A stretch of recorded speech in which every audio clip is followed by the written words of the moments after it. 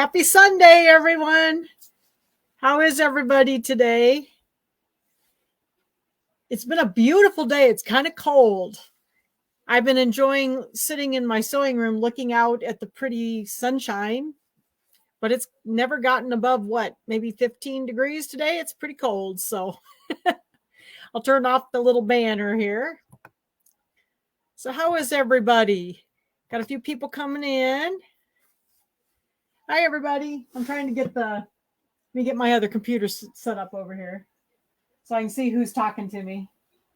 So I can use StreamYard again. We got the internet fixed. Yay. It was kind of an ordeal, though.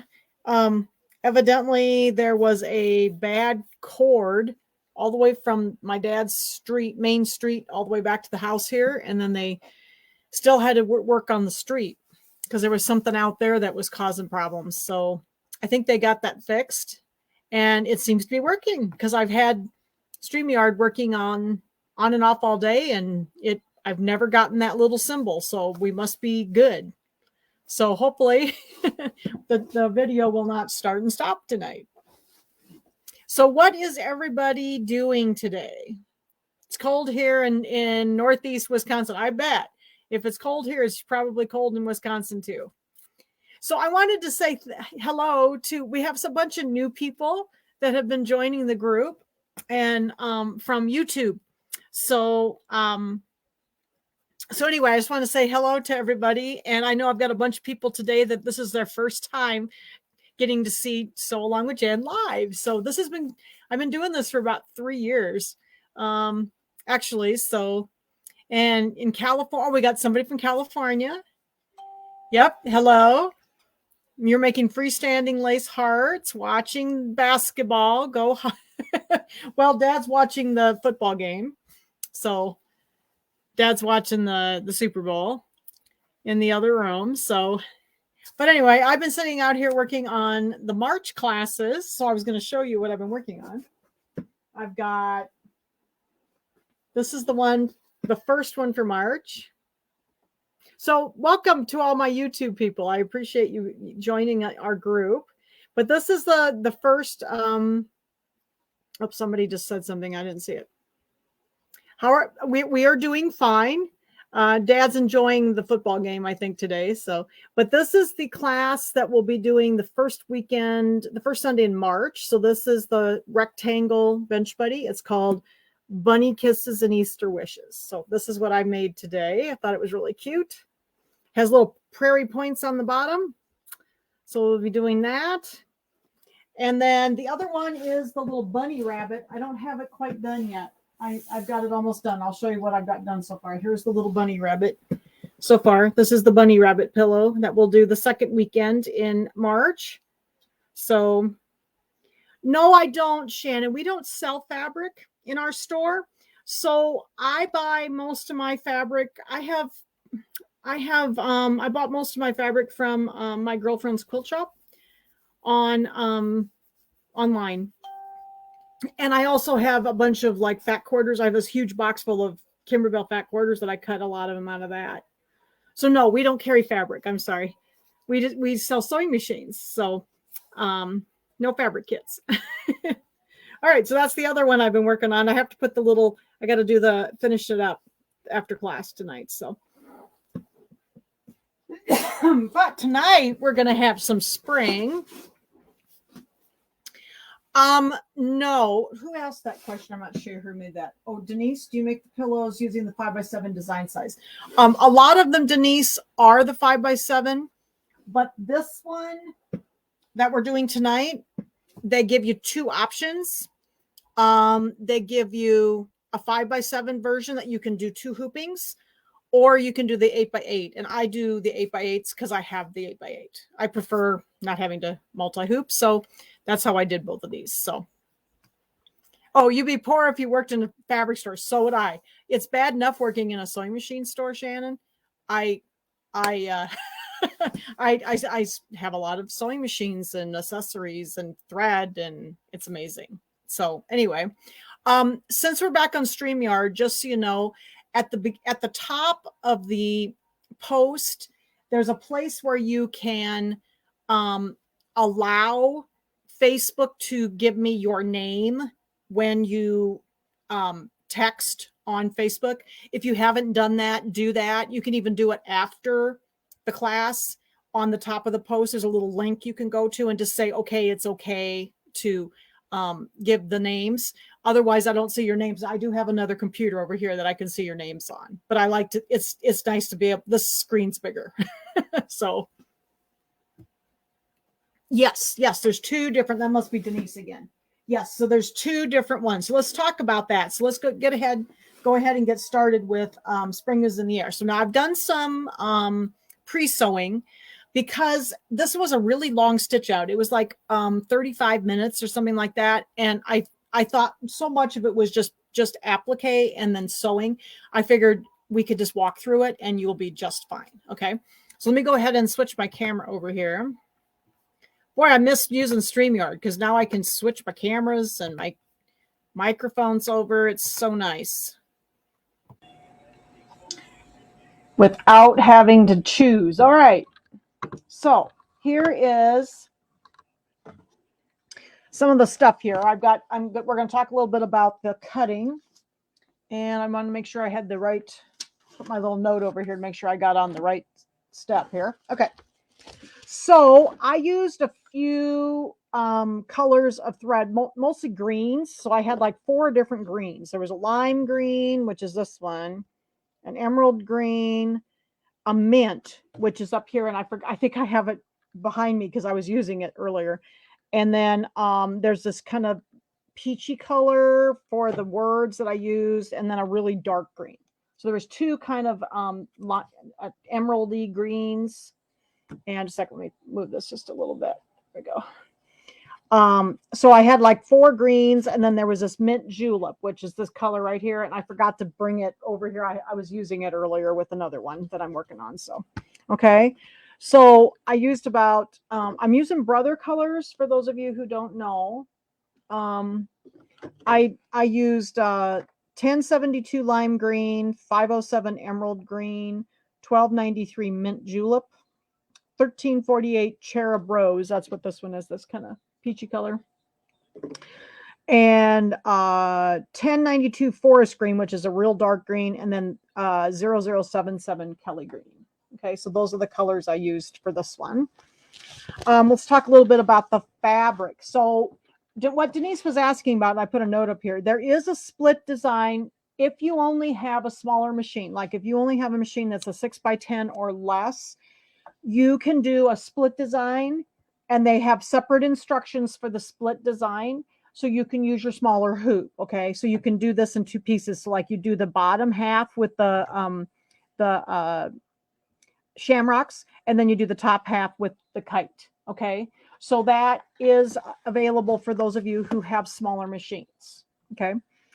Since I have the 8x8 ability, I use the 8x8 one so I could do it all in one hooping. And that's normally what I do in the classes, just because I do have a bigger machine. I have a Luminaire. Okay. But I wanted to mention that so for those of you with smaller machines. Okay. So the background of this, there's a background piece here that you also want shape flex. So this white piece here is my background that I've already done the stitching on. And then your back pieces are 7x10.5 because this is going to have a flange. So they made the back pieces a little bit bigger. So these are my back pieces. I've already pre-hemmed these. Okay. And if you give me a second, let's see, grab my little, here's my sample for today. Okay. So this is what we're doing.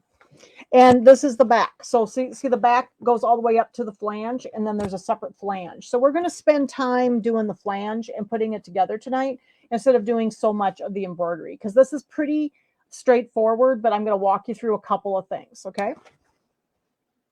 All right. And the one thing that was a little hard for me when I went to cut this out was you have to cut out, there's 8 fabrics that become your little flange border, and they are 1.5 by 6, and then there's actually 9 fabrics. There's 8 that are fabrics 3 through 10, and then you need 2 of the same one. So here's my 9 fabrics. So I did 1.5 by 6 strip. Okay. Yes, you could do that, Shannon. I usually use do what they tell me and do the full back just because it's a little easier than strip, but you could sure strip it together and use different colors. So this is the yeah, so this is my 9 colors. So I have one of each one of these, and then I had 2 of the same ones that you put on the ends. Okay, so these red ones are on the, I have one on each end. And then we're going to do something different. So I already pre-sewed these together because it's just a 1/4 inch seam, and you just kind of put them in the order you like them in. I mean, I wanted these obviously on the ends because they're the matching ones. And then I just put these in an order that I thought was pleasing to me. Okay. So, and you use a 1/4 inch seam, and we'll go through this again, but that's all these little pieces that are fabrics 3 through 11. Okay. And then my kite pieces are fabric 12 and 13. There were 2 kite pieces. So I did one in blue and one in this kind of peachy color. Okay. And then there's a clover. There was two clovers. So there was I did a really dark green clover and a really kind of a limey green clover. And then the thing that was confusing to me when I went to cut this out is that when I first saw this, I didn't quite understand, but now I understand it. There is a piece of fabric, and it happened to be kind of a minty green. And then there's a piece of green glitter vinyl that are the same size. And you actually, you iron those 2 pieces together, that becomes the one of the shamrocks. So this shamrock right here actually has the glitter vinyl actually ironed on to the fabric first. Okay, so that's the one we're going to do. So it's going to be a little different, because we actually ironed it on fabric, and then you don't have to iron it onto the fabric of the background. Okay, so this is going to be more of a standard applique. Now we did this with the little witch in October when we did the little witch feet. Had the fabric on the back of it, and I think there was 2 pieces in October that had this done like this. So this is kind of a all minty green with the green glitter vinyl iron to it. So I already ironed it, and I also removed, you can see I removed the carrier sheet, the plastic carrier sheet. Okay, so that's what we're going to do for the embroidery is this, so you can see how I do this part. All right, so that's all the fabrics. Okay, there was no differences in the sizes this time. Every now and then they're a little inconsistent about the back sizes, and so I try to point that out, and there was no inconsistencies on this one. Okay. All right. So the first part, it tells you, of course, to remove your background pieces, or remove your carrier sheet from your glitter vinyl, and then you're ironing it onto the piece of fabric. So this is the part that when I first did this, I was like, oh, what's this? And then I realized they go together instead. And then I also cut for my background piece, a piece of that shape flex, the Pellon SF 101. So that is on the back of this fabric right here. Okay, this background piece. So I cut a piece that was 10.5 by 10.5. I think that's how big it was. 10.5 by 10.5, I think. Yep. On the back, and then I ironed that onto my fabric. Okay. Now, as most of you know, I do these a little differently. It tells you to use cutaway, and I've never liked cutaway in these because it's a cotton fabric, and so I prefer to use tearaway. So what I'm doing is I have my shape flex on the back. I have hooped. I have tearaway. This is my plain light or medium tearaway. And what I do, instead of going through all of the, the centering business and all this, what I do is I take my piece of fabric and I take my fabric glue stick, my Dritz fabric glue stick. Okay. Turn it over. I paint the back with glue stick, and then I center it on my stabilizer, glue it down, and okay. And then I go ahead and hoop, and I just center it the best I can by eyeball. Okay, so I love the eyeball method for centering. I don't do all this centering method and all this in the book. I've always just glued this to my stabilizer and then centered it the best I can in the hoop. Okay, because there's plenty of fabric around the outside. So there's plenty of fabric around the outside, so you have plenty of fabric, and just hoop it. And if we'll be trimming this down in a few minutes. Okay. All right. So let's just kind of walk through what I've already done here. This is there's a lot of just regular stitching on this one. So I figured we just do the unusual thing, which is this piece of applique here. And we'll just kind of walk through. The first couple steps are all of these little stems down here for the shamrocks and the clovers. Okay, that's steps 1 and 2. Step 3 is going to be this sewn shamrock, and then step number 4 is going to be this one. All right, those are all just stitched. And then step number 5 was the start of the applique for the kite. So the first part was I did the green, the blue, kind of blue-green part. And then I did the peach. The next part is going to be the peach. So the steps 5 and 6 are going to be the placement line and the applique tack down line. Then you're going to trim. Okay. And then steps 7 and 8 are going to be the placement line for the other color and the tack down line for the other color. And you're going to trim again.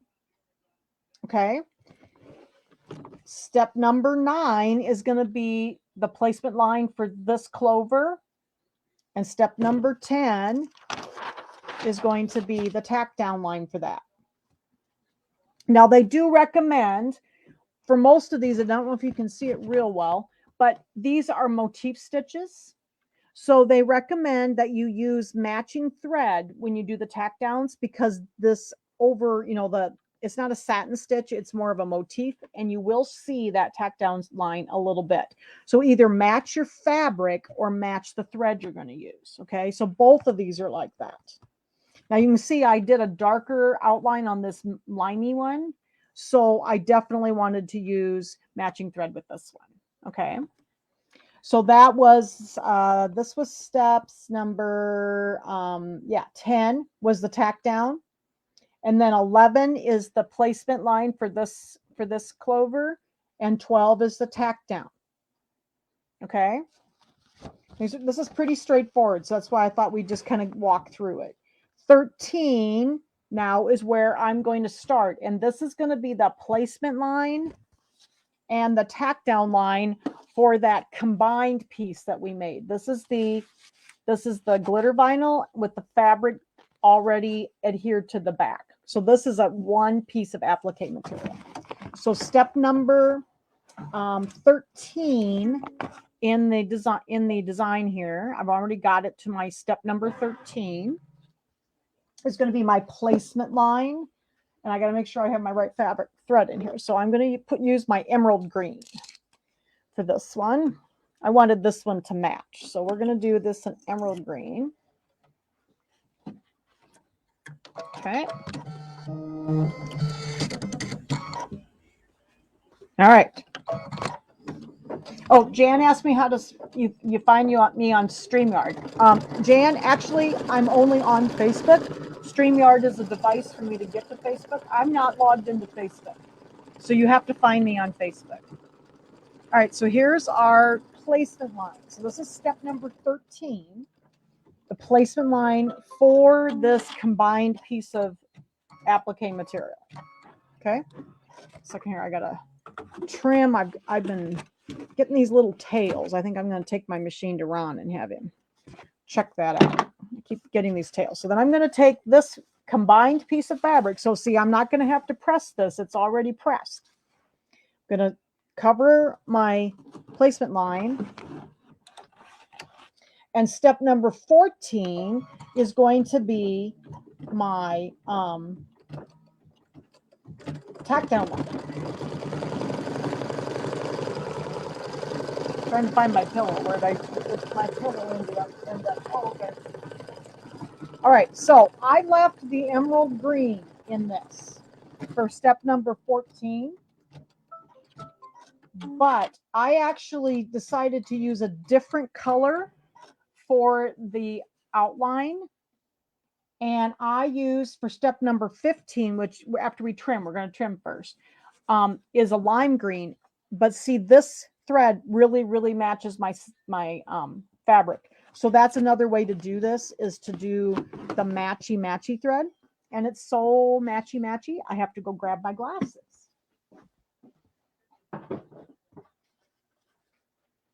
I keep them in my desk drawer, but I forgot to get them out. All right, so this is pretty matchy. So we're gonna trim this now. If I can find my scissors. All right, this one, I remember I had a heck of a time trimming this because it was like really, really matchy. But that would allow me to put a different color of thread as the covering stitch, and it's going to be a motif, but you won't see that because it matches the fabric so well. So there's two ways to do that. You can either use the same color you're using for that outline, or matching your fabric. So I did it this way to show you two different ways.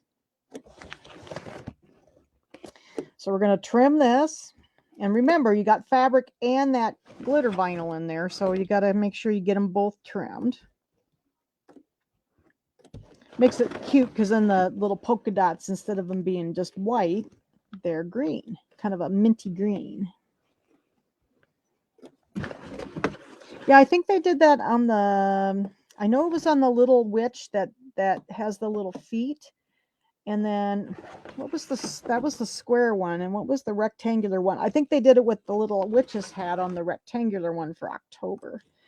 Did the same thing, that you iron the fabric on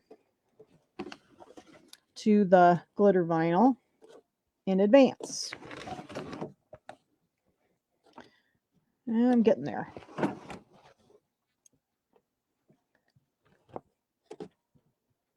Let's see here.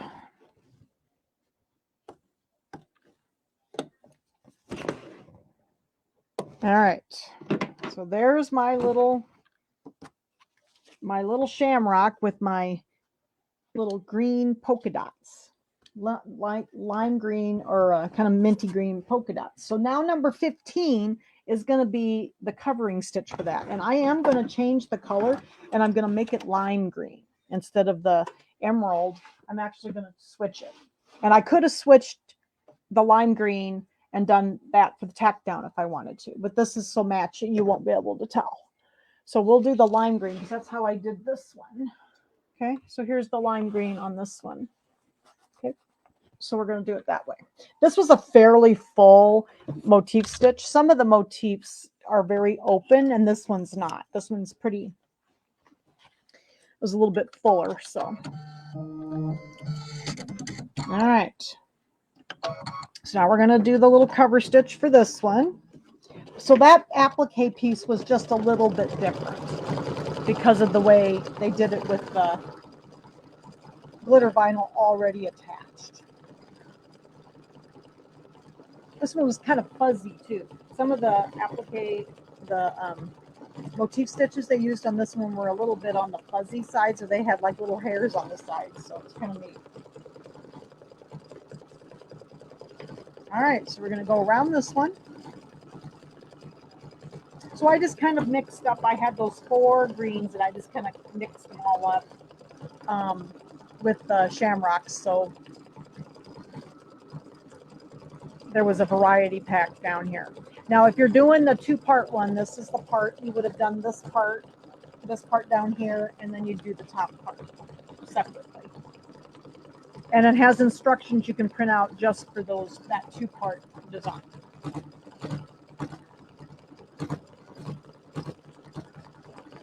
But this one took quite a while to stitch out. I want to say it was over a half hour just in stitching. So then, you have to do all the applique.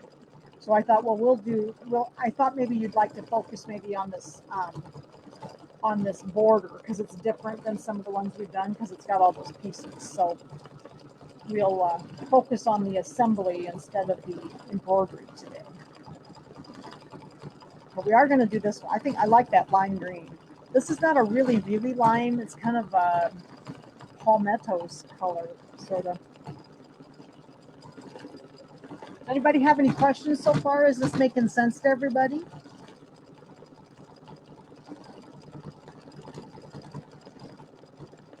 Getting our little shamrock done here. We have 4-leaf clovers and shamrocks. Shamrocks have 3, right? And there's 2 4-leaf clovers, and then the rest of them, well, there's 3, I guess, and then the rest of them are shamrocks. Have to make sure we have the right terms right, you know. Okay. So there's the covering stitch for that final applique. All right. So let's walk through the rest of it so you know what happens next. So we did this one. And then step number 16 in the machine is going to be the covering stitch. You know, we've already trimmed this. And then this is the covering stitch 16. Thank you, whoever's telling me that. Oh, Marianne, yes, I got my internet fixed, Marianne. So this is going to be number 16 in the machine. Okay, the cover stitch on this one. Let me turn my page. Number 17 is going to go up then and do, it's going to do this shamrock right here. Okay. And then number 18, I did this in that mint julep, this kind of minty green color for the kite. It did the whole outline for the kite. And then the final step is number 19. And this is that's the lettering over here. Spring is in the air. Okay. So that's just lettering. That's just stitching.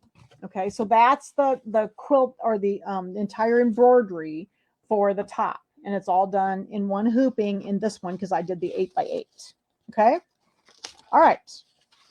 Is there any questions about the embroidery? So this is basic applique. You know, we've all done that before. I'm pretty sure everybody will be okay with that. And the next step is going to be the trimming. So we're going to go ahead and trim this. I'm going to take it out of the hoop first. Give me a second here to move a couple things around. So I'm going to take this out of the hoop because we're going to do the trimming next. Now, before I trim it, I do not remove the stabilizer until after I've trimmed. All right, so I'm going to run over real quick and just press along the edges here so that it is nice and flat, and be very careful not to touch any of your glitter vinyl or anything. Okay, so let me just do this real quick.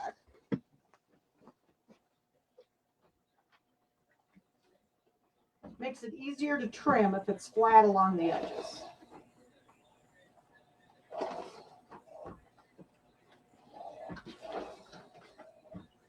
All right. So here's our design all ready to be trimmed. So we're going to get ready to trim. So if you give me a minute, I'm going to go ahead and I'm going to go to the sewing mode so that I can move this out, and then I can move the camera over a little closer to the sewing or to the cutting because I got my cutting mat over here. We're going to do all the trimming. Okay. Then I'll move the camera over just a second here and you'll be able to see better.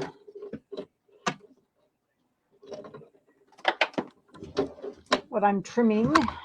Whoops, there goes my trash can on the floor. A second here. I don't have to move it very far, but just enough to get it so you can see what I'm doing over here. Okay. I'll move this back out of my way.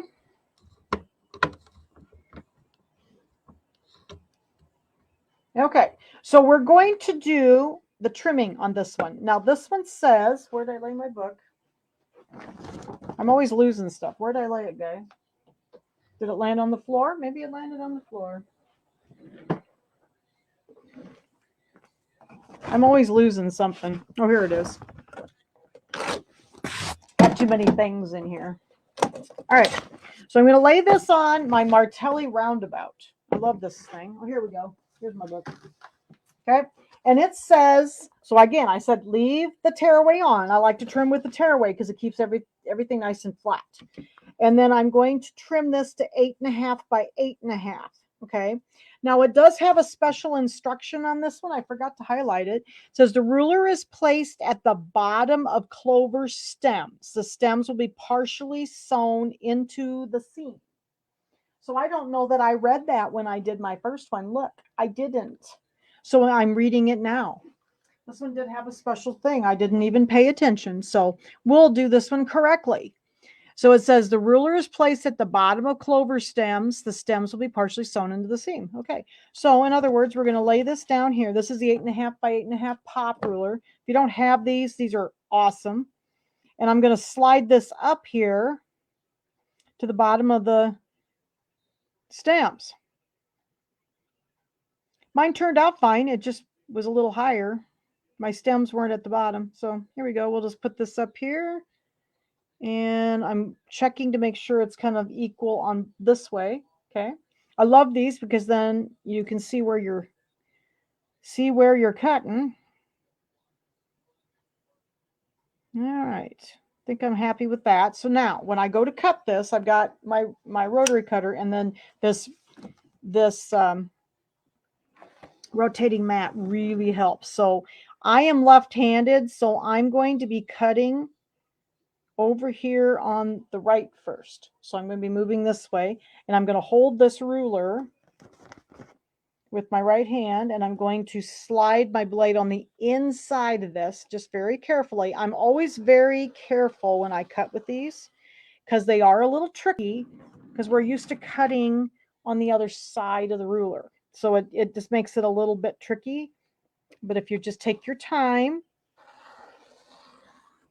you'll get really used to them quick. I just had to use them a few times, and then I really got used to them. So the other way you can do this is if you could take a pen, marking pen, Frixion pen, whatever, and mark on the inside, and then you can cut with a regular ruler if it's more comfortable for you. Okay. So there's my 8.5-inch pillow, and gosh, I even did this one correctly. Too bad I didn't read the directions last time, huh? Normally I highlight stuff like that in the book. So I will do that right now so I don't forget it again. I usually highlight that kind of stuff in the book so I don't forget. All right. So there's, see, I've got my little stems on the bottom there. So we'll get rid of this. Now we can take the paper off and take the stabilizer off. Okay. So the reason I use tearaway is because the cutaway seems like it kind of bunches when you put the pillow form in it. It doesn't give at all. And, technically when you're using non-stretchy fabrics, you should use tearaways. And this seems to always have worked well for me. And I do all my quilt blocks this way, all these pillows. These work really well. And if you don't get all of it out of there, it's fine. I'm going to try to get as much as I can, though. So then we can go ahead to putting this together. This one's actually really fun to put together.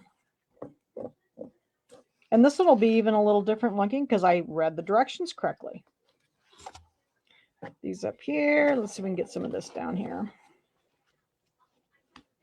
Because the next thing we're going to do is we're going to trim that, the flanges.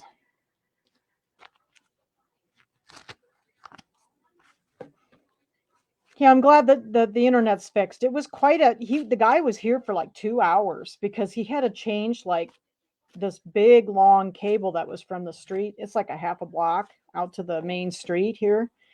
And Dad lives like on a little side street. And yeah, he had to do quite a lot of work. Okay, there's my block ready to go here. Okay, let's get those out of the way. And the next step then, since we got that all trimmed, okay, be careful that you're reading the instructions carefully because they do often have a special instruction about where you put the ruler, and I forgot it the last time. Okay. So the next step is going to be we're going to start working on this flange border. And I already have mine trimmed together, but I sewn together. So what you do first is you range your border pieces. So these were the ones that there's just one of, okay? And then there's one that has two, one up for each end. And I'm going to sew them together with a 1/4 inch seam, Okay. And the measurement of this is like 10.5 by 6. Okay.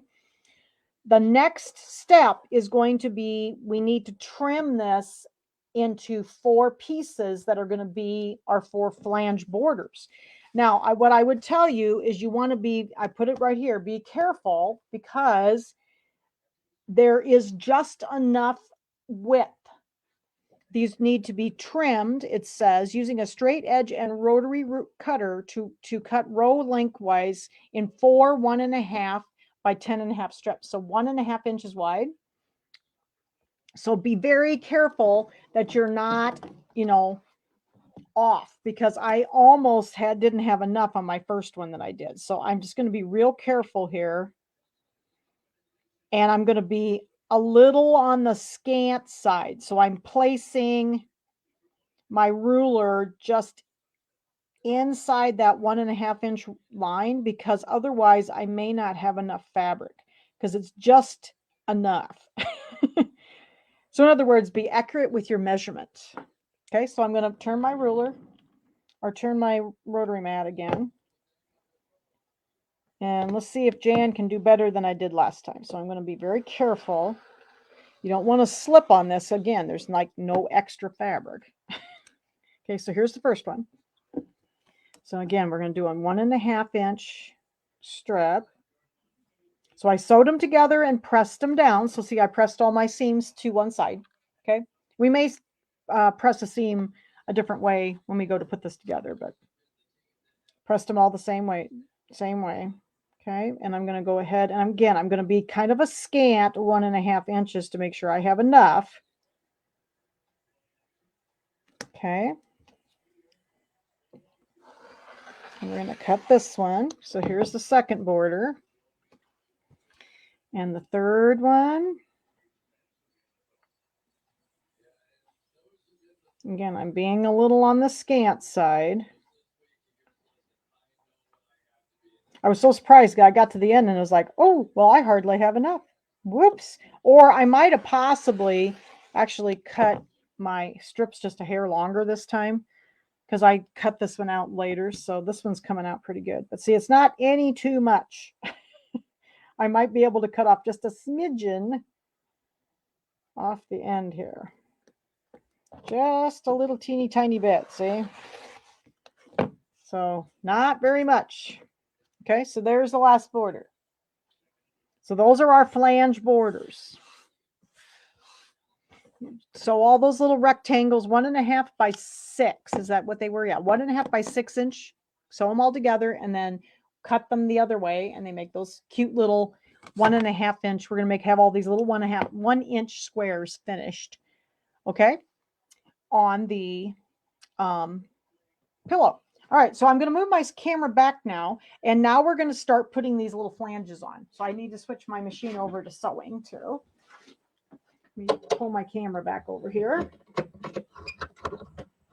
Is there any questions about the flanges? Does that make sense how they did that? How they cut them? You sew them all together and then you cut them, and then it's sort of like strip piecing so that you don't have to cut so many little 1 inch squares. I've done some of their other ones that you've actually cut the little squares and sewed them together, but this one does like a strip piecing method. I normally do not, Lisa, I normally do not press my seams open for something like this because there's no shape flex on them.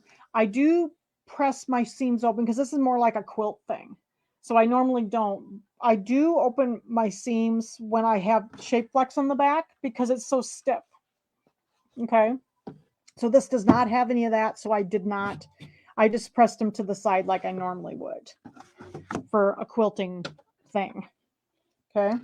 So I'm going to go ahead and switch my machine over here real quick to sewing. I'm going to use the J foot, the standard J foot. Do I have a video on the Tooth Fairy pillow? I do, but that was a Kimberbell Club from the store.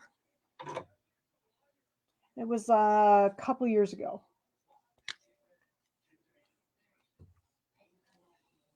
All right, so we're going to go, I'm using some Pima cotton. I like this Pima cotton thread. I get this at Hobby Lobby. It's about the only kind of thread I buy anywhere except our store, but I love this Pima cotton thread. It's nice and smooth, and it isn't linty.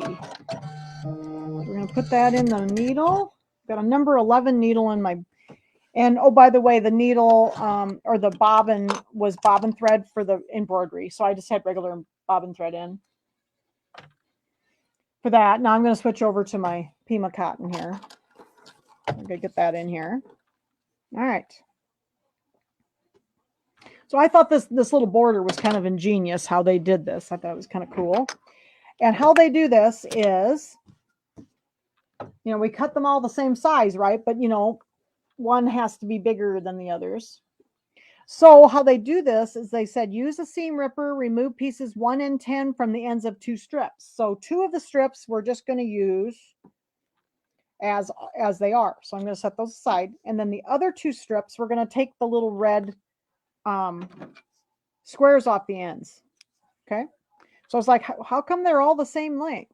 Well, that's because they take off the little squares. So we're going to take this red square off the end of 2 of these. Okay. Whoops. They said to use a seam ripper. I usually use my scissors. Okay. So I'm going to take the red squares off of this one, and I'm going to take the red squares off of this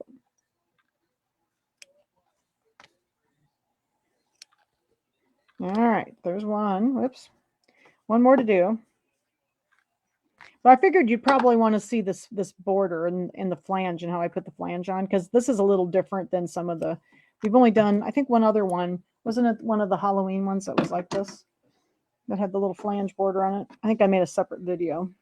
Okay, so then it says right sides together. We're going to put these on the top and the bottom. And this is step number 6 on page 25. We're going to put the short ones on first with a 1/4 inch seam. Give me a second to grab my foot controller that's on the floor now. I use the piecing stitch on the machine, which is on the Q tab for most of you that have Brother Baby Lock machines. I like to use the piecing stitch instead of a piecing foot. This J foot's much longer, goes over the bumps a lot better. So I'm going to use the Q tab on my machine and Q02, which is going to move my needle to the right. And then all I have to do is run my fabric along the right-hand side of my foot, and it's a nice 1/4 inch seam. Okay. So we're going to go ahead. And the other thing, if you look at the picture here, bring this over so you can see the picture. We want to make sure that we alternate these rows so that, you know, like the blue block on this one is up on the left and the bottom is on the right. Okay. So that we have these alternated. So I kind of put mine in the same color order. So I'm going to do the same thing. So I'm going to take this one and put the blue block on the left. Right sides together. Find my pins here. So we're going to sew this on here. Hopefully I'm pretty good with length here. It looks pretty good. And these I kind of like to stick a couple pins in these because there's, you know, a bunch of seams here, so I don't want to turn my seams all over. So I'm going to put a couple pins in here. All right, and then we'll do the other side too. So this one, you know, I have the blue over here. I'm going to put the blue on the opposite side of the bottom. So this one, we're going to put it on this side, the right. And then we're going to pin these on here. I had so much fun making pillows this afternoon. I just love that little bunny one. I have done this set before. It's been a long time ago, and boy, did my chenille turn out better this time. I have the new chenille tool, my serrated knife. It works great. That was before I discovered the serrated knife for the chenille. Okay, so then we're going to sew these on at a 1/4 inch seam using Q02. Make sure I get them all lined up. Got my cotton thread in there. Oh, I know. I just love these pins. Who said they got pins? Oh, Carol. I just love these pins. These are great pins. I've always struggled with pins because they're not sharp. these are so sharp, so just be careful because you will stab yourself. It's like having a lancet. Seems like I'm always stabbing myself and I bleed all over everything. But they are sharp. I just get so sick of dull pins. It feels like you're trying to stab a log through a piece of fabric. All right, get this one. There we go. All right, so we're going to put those in there. Did my 1/4 inch seam. Let's go turn it over and do the other side. Oh, the chenille. Well, you know what, Shannon? I'll show you. When we do the little bunny pillow, I got a way to do chenille. It works great. I've never been really good at it, but I've got a new trick now, and this chenille works. I'm not quite done yet, but I've got a little tool, and it's not a high-tech tool. It is a serrated plastic knife, a real good one, and boy, does it make nice chenille. So I thought those turned out really great. We'll talk about that, in a couple weeks when we do this. So tune in for the bunny rabbit and the chenille, because boy, did this bunny rabbit turn out better than my first one that I did a couple years ago. Okay, so we're going to do this one. And I'm going to show you another trick here. When we get this border, when we get these little flanges on, I'm going to show you another trick that I learned. I've always had trouble with these when you go to sew them together. I always had trouble with these ripping on me when I go to put the pillow forms in. So let me show you another little trick I learned here. This border must have been a little longer. All right. There we go. So there is that one. So let's get these pins. And I'm going to go over and I'm just going to press these. And I'm going to press these outward so that this is laying flat. Okay, so I'm just going to go press these before I put the next one on.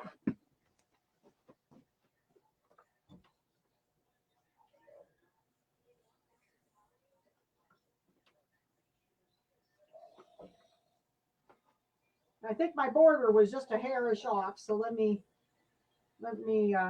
might have to trim this one just a little teeny bit.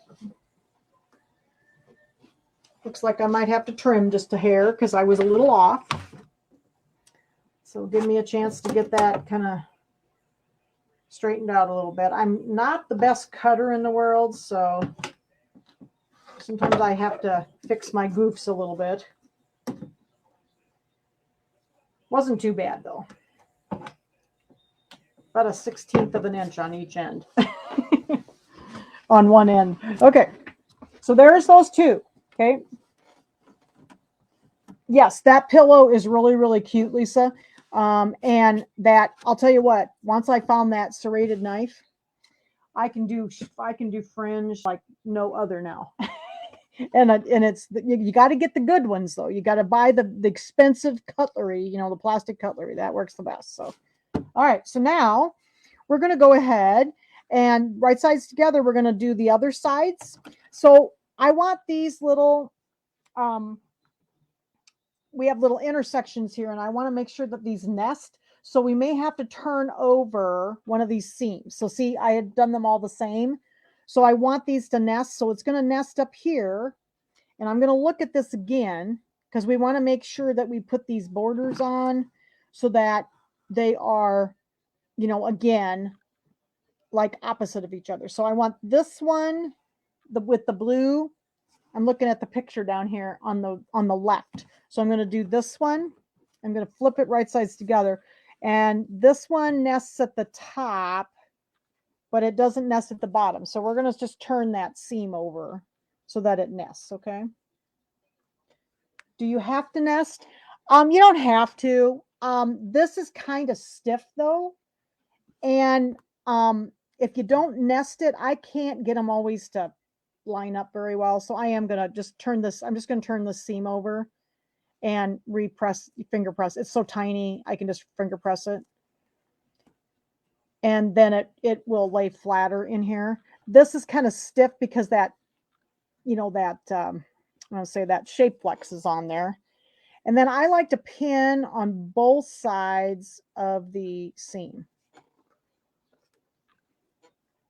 All right, so I just turned over that one seam so that it would be, you know, it would lay flatter for me. All right, so let's put a few pins in here.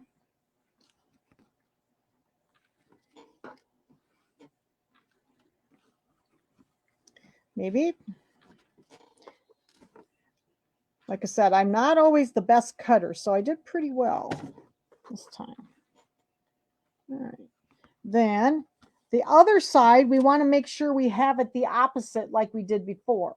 So like this one, I want the blue. So it shows in the picture here, I want the blue on the top so that we don't have any colors together. So that's how we do it. So I'm going to flip this over.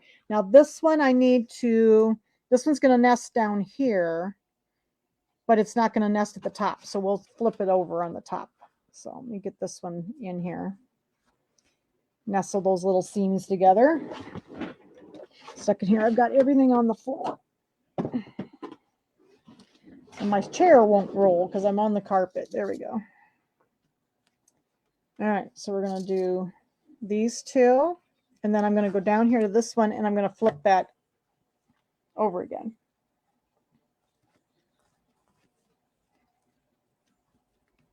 There we go. Finger press it down, and we'll flip this. So I like to nest the seams because of that you know, that shape flex is kind of stiff, and so it makes that corner really kind of hard then if you don't turn the seam the other direction. Oops, throwing pins on the floor. All right. So let's go ahead and put a couple pins in here.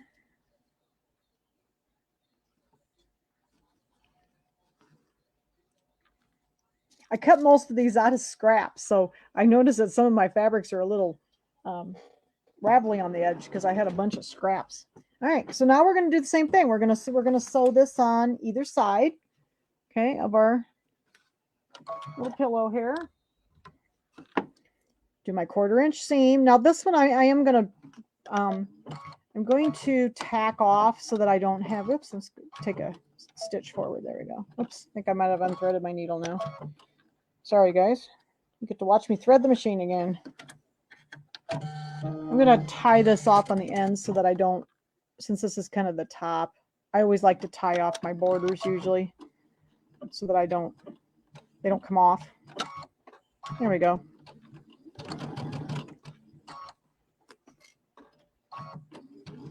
All right. Go down this one.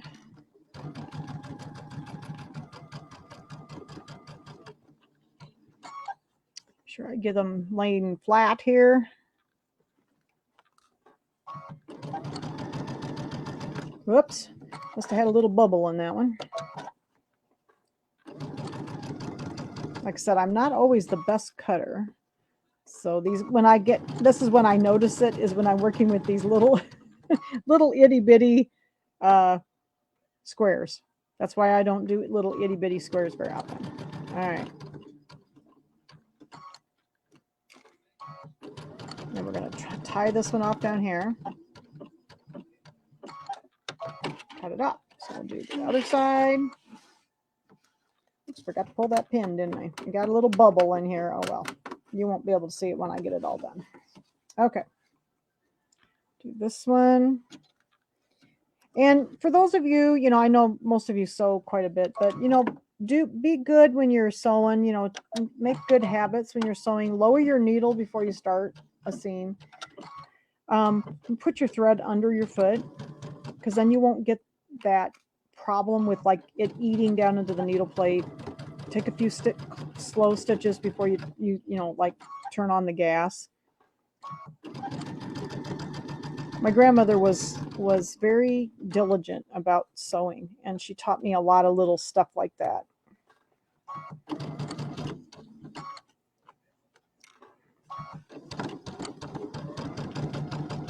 She also sewed on a treadle sewing machine that if you didn't drop your needle into your fabric before you started sewing, it would unthread every time.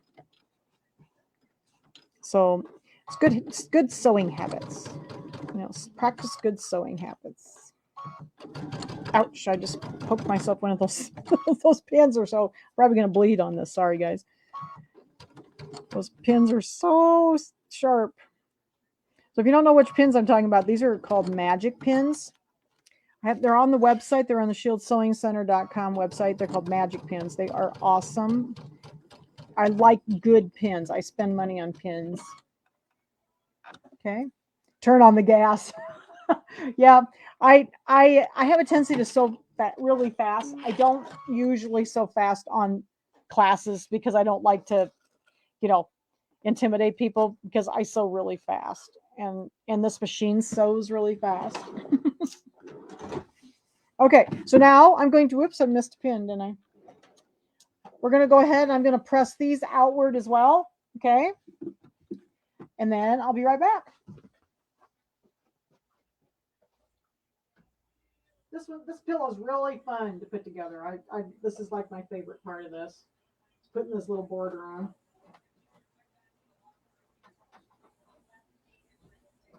Lots of little squares though. Aren't you glad we didn't have to piece those all separately? I've done a couple of their other quilts and they've are their other pillows, and a couple of them actually, it's kind of cool. They actually piece the borders in the hoop. So I've done a couple of them that you've actually done this, like you piece these in the hoop instead of having to sew them together, normally like a quilt piecing. So it is kind of cool. This is a similar pillow to one that I did in another class.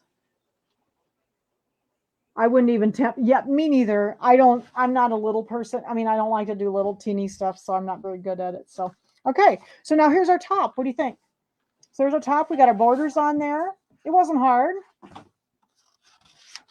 So I'm going to turn the page, and now it says to prepare the backing. This backing is different than the other backing. I had the blue on this one. So this one's going to be the peach. Okay.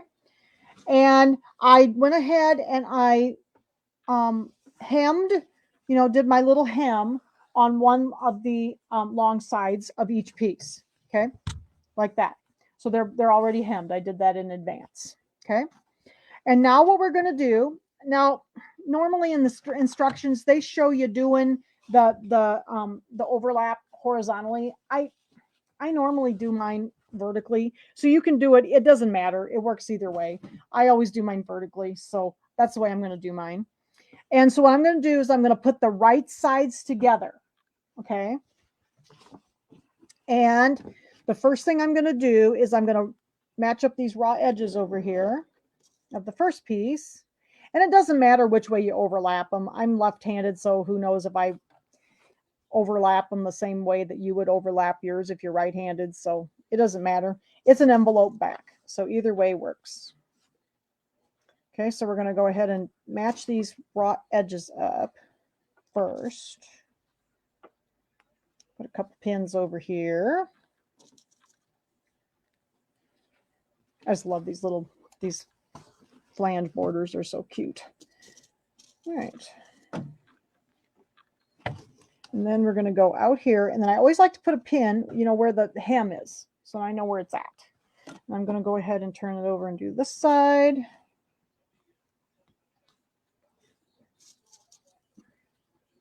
Yeah, I love this fabric. I bought this huge box. It's like there was like 90 some fat quarters in it. They were all the Kimberbell basics. So then I can basically cut anything I need. I love that because then I have a fat quarter of like everything. So I know that's how I cut this one. That's why one back was blue and one back was peach, because I had to use those two colors, but I didn't have enough to make them both the same. So. All right, so now I'm going to do the same thing on the other side. So now see, I'm overlapping them in the side. I overlap mine vertically. So, yep. And if you want to do it horizontally like they show in the picture, that's fine.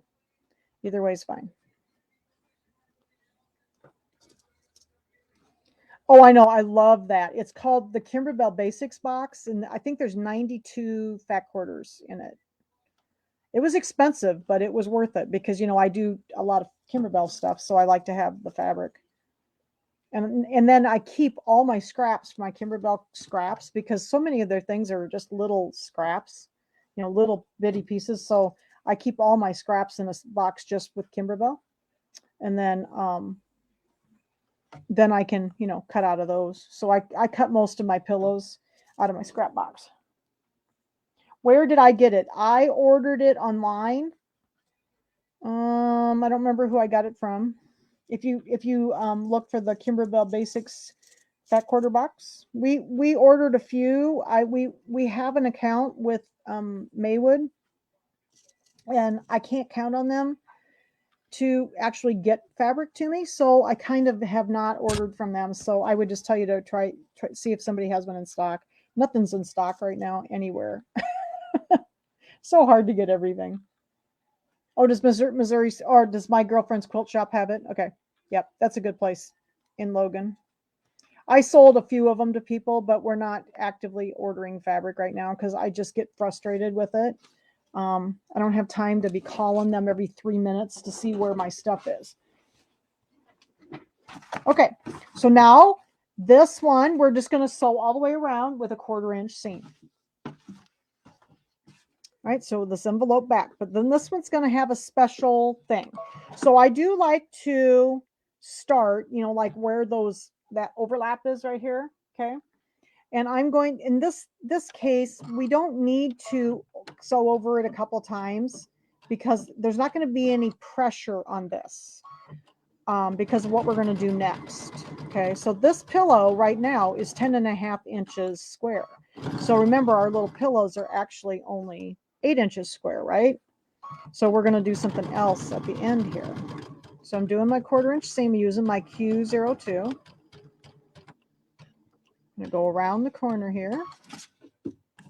Also have my pivot feature on, so if you don't have your pivot, use your pivots. I love it because then you don't have to touch a bunch of buttons when you're going around the corners and stuff.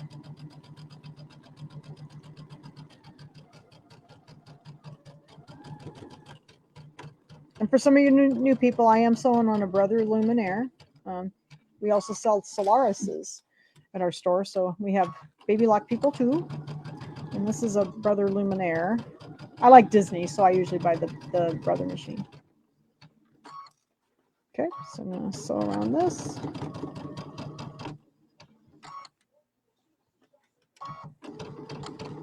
Yeah, so that box was really great. It was a great big box. And like I said, I would love to say that I had them at the store, but I just have kind of given up on fabric because it's so inconsistent.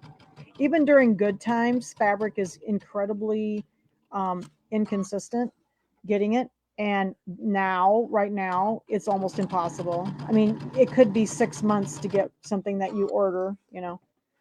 So I don't want to take people's money and then not have the fabric for 6 months, because that's what's been happening to me lately. And I love fabric. All right, so we're getting around here to the other corner. Okay, just about around here. Oops, make sure I get these even here. There we go. All right, all the way around. So I didn't do my little trick over where the the overlap is this time, because there's not going to be any pressure on that because of what we're going to do next. So the next thing I'm going to do then is I'm going to show you my grandma's trick. Take my first finger, put it into the corner, and you notice that I am not trimming these corners. Do not trim your corners. That is correct. And so I'm running my fabric along the right side of the foot. That's my 1/4 inch. So the needle is to the right at the 5.5 position. And then I run my fabric right along the edge of the foot. For a full 1/4 inch seam, right along the edge of the foot. If you just tuck it underneath the foot, that's a nice scant 1/4 inch seam. Okay, so I'm going to do my grandma's trick. You notice that I do not cut the corners on any of these. Okay, so I take my first finger, I put it into the first corner, I fold the seam back, and then I fold the seam down. So I've made a corner right in the corner. I hold it with my thumb and I turn it right side out. And then I have this perfect corner that I did not trim, because if you trim that corner, you will go through it. I promise you. So we're going to do that again. Flip it out. Okay, so there's my beautiful corner. I'll press this a little bit before we do the next step. Yep. Oh, I love that peach. Do the other two corners. Pull towards the seam allowance, push down to the seam allowance, hold it with my thumb, and push it through. Makes a perfect corner. And you can even do this with bulky stuff. Works really well with bulky stuff too. I also have this other little tool that I'll show you here in a second that I use to make it even better. Okay. I love this tool. This is also on the website. This is a Floriani precision point turner tool. And it has a little ball end. So it's less likely. It will still go through a corner, but it is less likely to go through a corner. Okay. I'm going to poke out the corners. Make them a little more beautiful because they were already very straight, but we'll just finish them up a little bit. Okay. And then I'm going to go over and I am going to press this down a little bit because the next step is going to be, we're going to stitch in the ditch because we need this to only be 8 inches. So this is 10.5 right now. So I'm going to go ahead and I'm going to go press this down so that my edges are nice and beautiful. And then we will do the stitch in the ditch. But I'll show you my little trick with stitch in the ditch. I was always having these rip on me. So I'll show you my little trick here in a second. But let me go press this well before I stitch it. I just love this little pillow. It's so cute. Getting close here. All right. Let me go press this down.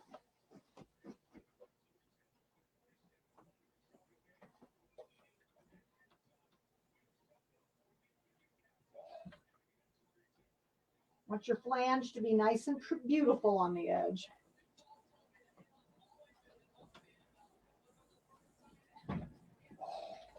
Be careful of your glitter vinyl though when you're pressing down at the bottom, okay? You don't want to press on your glitter.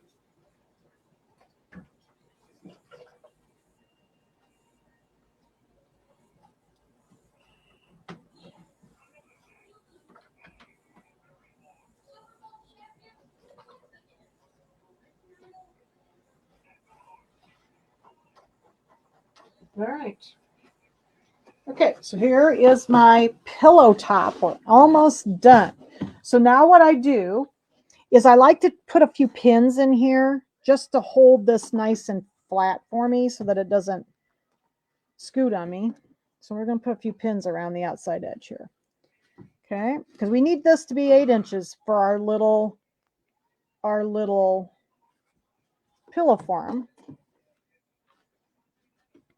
And to do that, we're going to stitch in the ditch. But what I found is, so I did these, I've been doing these for a while, different pillows and lots of Kimberbell projects and stuff. And I always had trouble with these when I did these, that they would rip back here where they joined when I went to go put my pillow form in here. Okay. And it was really, it would rip and then I'd have to re-sew it. Well, this is how I fixed it. So I've learned to do this and it works so well. Get some more pins around here. Okay. You want this to be nice and flat. So, all right. So what we're going to do, you want to make sure you have kind of matchy thread. So mine's white. So I'm just going to use my white thread that I've got in here. Okay. And we're going to stitch in the ditch right along the inside of this flange. Okay. So I'm going to switch my, my needle to the center position, which on my machine is Q01. Actually, no, I'm not. I'm going to go back to my regular sewing tab, which is tab number 1. And I'm going to use 105, which is actually the triple stitch. Okay. It's a triple stitch. It's a stretch stitch is actually what it is, but it's like a bean stitch or a triple stitch. And you notice that my needle went all the way over here on the left. Well, that doesn't work for me because I can't sew straight with the needle over there. So I've got 105 chosen over here. I'm going to take the left-right shift on my machine. Some of them will just be the width, depending on the machine you have. And I want the left-right shift to be 3.5, which is going to be a center needle position. So that way I can sew straight. Okay, so I moved it all over to 3.5. Some of you will be using the width button instead of the left-right shift. Just depends on the machines you have. Okay. All right. Then I am going to use this. So this is a triple stitch. The other thing I'm going to do is the triple stitch, you know, is kind of a denser stitch. So 2.5 is pretty short. So I'm going to make that 3 so that it isn't quite so dense going around there. Okay. So I put the length up just a little bit as well. Okay. This works real well. And then I'm going to start pretty close to the corner here. I'm going to drop my needle down. Okay. And then I'm going to do this triple stitch along the ditch here. And with that triple stitch, it's going to really make it stronger. So now when I go to put my pillows in, it doesn't rip. Because it was always ripping open for me and I had to re-sew it all the time. So I've discovered that if I use this little triple stitch, it doesn't rip on me. And I like cotton thread, so cotton thread's not as strong as polyester. So, but the triple stitch still works really well with the cotton. I like this thread because it's real thin and it. Okay, so when you get to the corner, you have to kind of be careful that you don't go over the edge with that triple. You can start in the middle. I usually start in the corner just because that's what I usually do, but if you want to start in the middle, you can. Either way works. So I'm going along the bottom. See, this one's right. Look at there. I got my stems down at the bottom. My last pillow was an oops. I didn't read the directions. I was kind of making these on one day and I was in a hurry and I obviously didn't read the directions very well, did I? This one's going to be cute. All right, so we're going towards the corner. When you get to the corner with that triple stitch, it goes back and forth. So you kind of have to judge it where you're going to end up in the corner so you don't go over. I always have to kind of judge it. So there we go. Yep. Okay, we'll go up the other side here. But this way you won't have that problem. It won't rip out on you.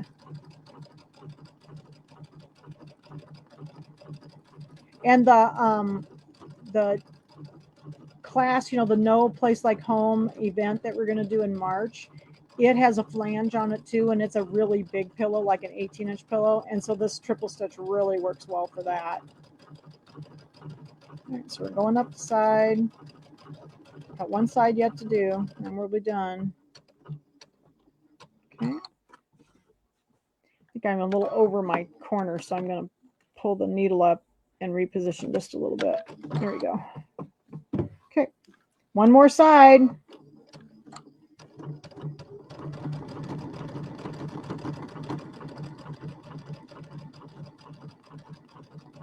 Should have put my glasses on for this. I do pretty good if it's white. I can see pretty well. Oops, something's stuck here. A second. I think I've got a pin under there. There we go.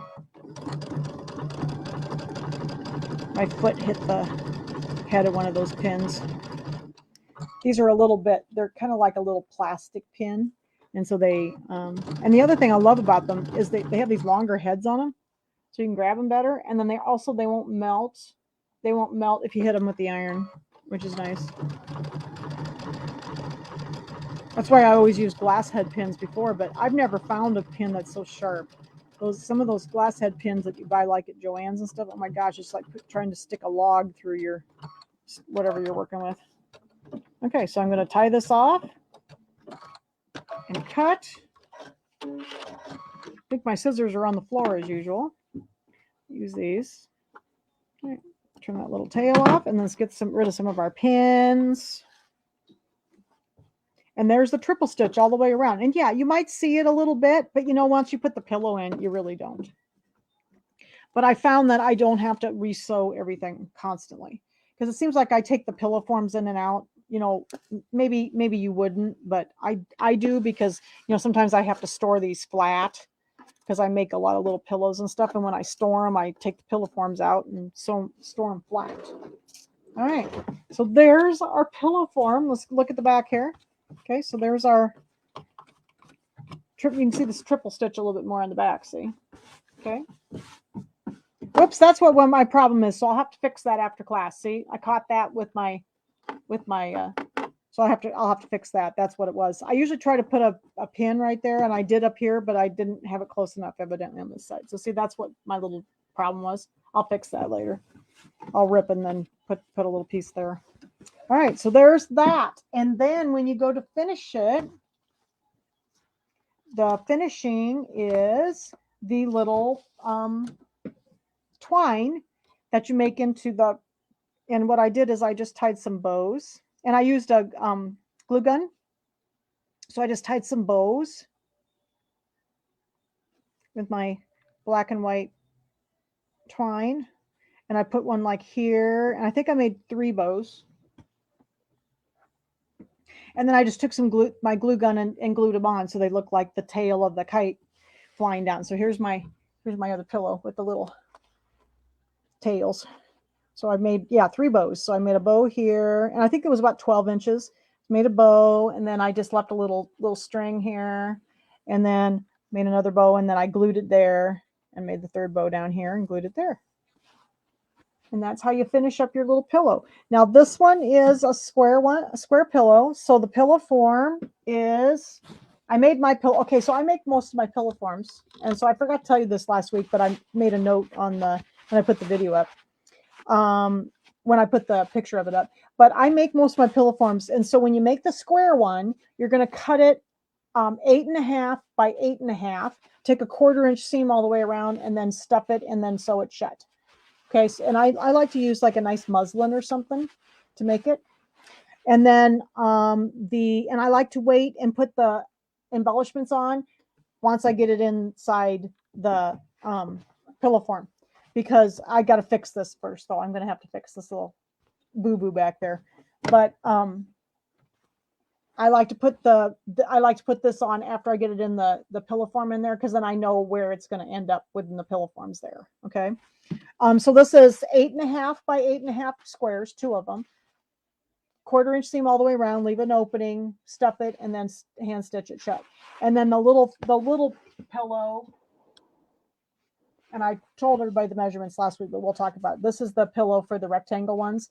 This one is, you cut it 6 by 10, because it makes up 5.5 by 10 by 9.5. So you cut it 6 by 10, 1/4 inch seam all the way around, stuff it. So I like to use like a muslin. It just makes them really nice. The pillows are nice. And you can buy them too if you don't like to make the pillow forms. I always have stuffing though, so I make a gob of these. So, okay. All right. So there is our pillow. Isn't that darling? I'll have to fix that little boo-boo on the back, and then we'll be ready to put the little string on. And I'm so glad that I did it correctly this time. See, here's the little stems of the shamrocks and stuff, and see, mine are sticking up here in the air, but I didn't even notice. I guess this one's still cute. Even though I didn't cut it quite right. It's about what, 1/4 inch off or so, but it still looks really cute. This is the way we were supposed to do it, because that's what it said in the instructions, like this. So all right, so give me a second here. I'll switch the camera up, and maybe if I can get my camera to move here. Oops. There we go. Get my microphone. All right. So next week will be, what is next week? Oh, we're doing the origami bags. Let me grab one. Next week we're going to do some sewing. So here's the origami bags. We're going to do these next week. Those cute? That cute? So we're going to do these next week. These are so fun to do. So you need 2 fat quarters and some ribbon, okay, or cording. So this is my 2 little origami bags I've made. I thought these are so much fun. I haven't done one of these for a long time, and they're so fun. So we're gonna do these next week. We're just gonna do a little sewing next week. So okay, so that'll be next week, and then the following week will be software class. The last week in February will be a software class. So okay, so if you have any questions, you can get me through Facebook. You can contact me through Facebook, email, whatever. And if you have any questions about any of the stuff that I used tonight, most of it's on the shieldsewingcenter.com website. So all right. So I'll see everybody next week. And it looks like the internet's working. So I haven't seen that little symbol come up the whole time. So I'm very excited. And I wonder how the football game's going. Dad's been watching that. So thanks, everybody. Have a good evening. See you next week.